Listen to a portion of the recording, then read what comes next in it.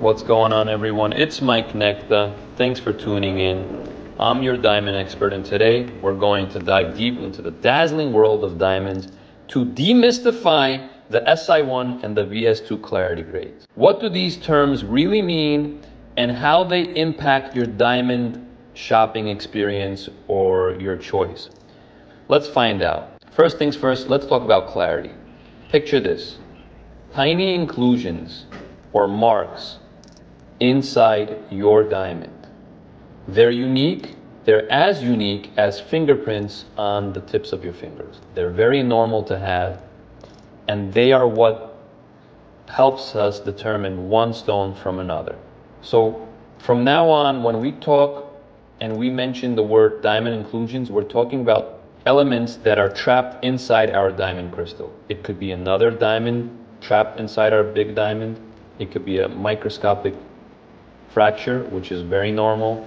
It could be a pinpoint, which is a really small crystal. It could be clouds, needles. There's a bunch of different types of inclusions, because you have to remember, these things crystallize deep beneath Earth's surface, and it's very natural.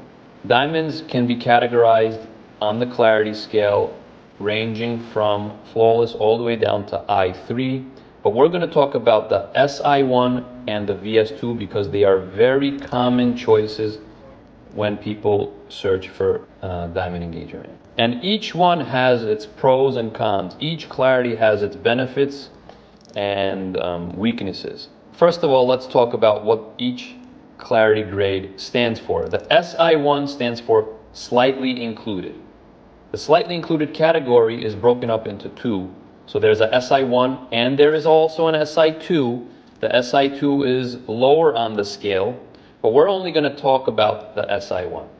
Now, one notch higher than the SI1 lies the VS2, which is the bottom of the very slightly included category. There's a VS1, which is a little bit better, but we're going to talk about the VS2, which is one notch lower than VS1 and one notch above SI1.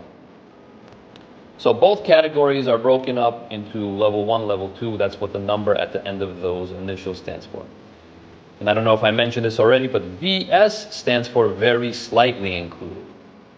So the inclusions are the things that are trapped inside the diamond. The position, the number, and the nature of those inclusions has an effect on the clarity. But you're not a diamond grader, so you don't really care about that. You're just going to want to understand what to expect when you're looking at a VS2 versus a SI1. Now, these inclusions are going to determine the rarity, the value, and also the personality and character of your diamond. Here is $1 million question, by the way. How noticeable are these inclusions? Well, generally, in an SI1 diamond, they usually tend to be slightly more visible compared to their counterpart, the VS2, which makes a lot of sense. That's why the VS2 is considered a little bit more rare and more high-end compared to the SI1. But I don't want that to discourage you from considering a SI1, because SI1 diamonds will still sparkle just as nice as a VS2. They could be real showstoppers. It's just a matter of how things generally look under a microscope now, or under a jeweler's loupe, for the most part. By the way, here's a pro tip. You definitely want to steer clear. I don't care what the clarity grade is. If it's a clarity grade that's even VS2 or SI1, but your diamond has a chip in it, which is normal, it could happen, it's not so wild, or it has a cavity in it, you probably want to avoid that diamond. I'll tell you, if a diamond has a chip in it and you run your fingernail across the edge of the stone, your fingernail will get stuck and stop at that chip. You don't want that. That chip could actually can grow, and let's say you knock your stone, the chip can get bigger and you can get an even bigger fracture in your diamond. You don't want that. Unless you know what you're doing, unless you're buying that diamond for dirt cheap, unless you feel like you're going to buy it real cheap and take it back to a diamond cutter to have it recut, unless you want to scoop that diamond up for dirt cheap and have your jeweler put a prong over the chip, I would avoid it. Okay? Generally, diamond dealers that do acquire diamonds that have chips in them, we send those diamonds back to the diamond cutter to refashion it, polish that chip out. We do lose carat weight, which does reduce the value of the diamond, because carat weight will be the number one thing that will govern price in a diamond. But at least your diamond doesn't have a chip in it, obviously. That was kind of like another pro tip there.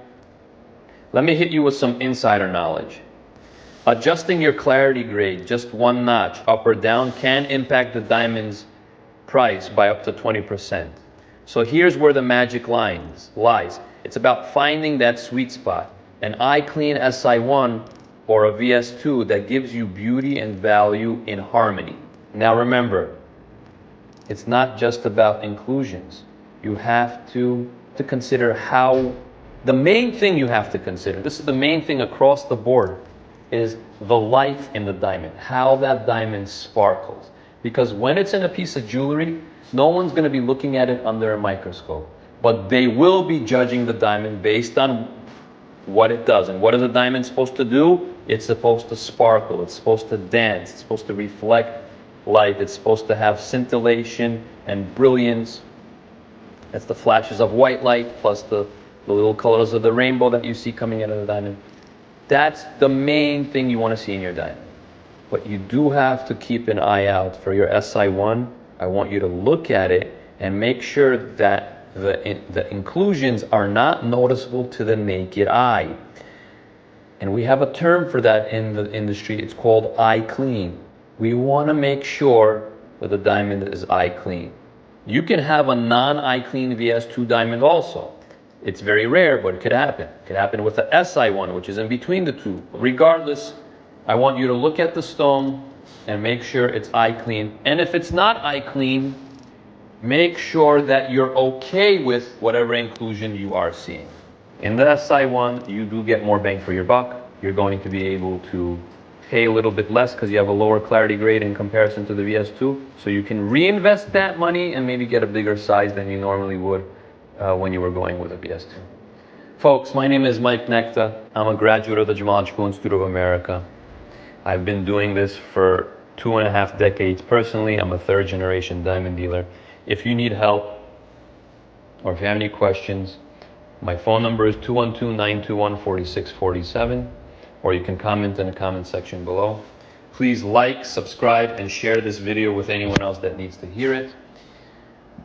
And if you have any other diamond questions that need to be answered in a video, don't hesitate to mention them in the comment section. Thank you very much, and goodbye.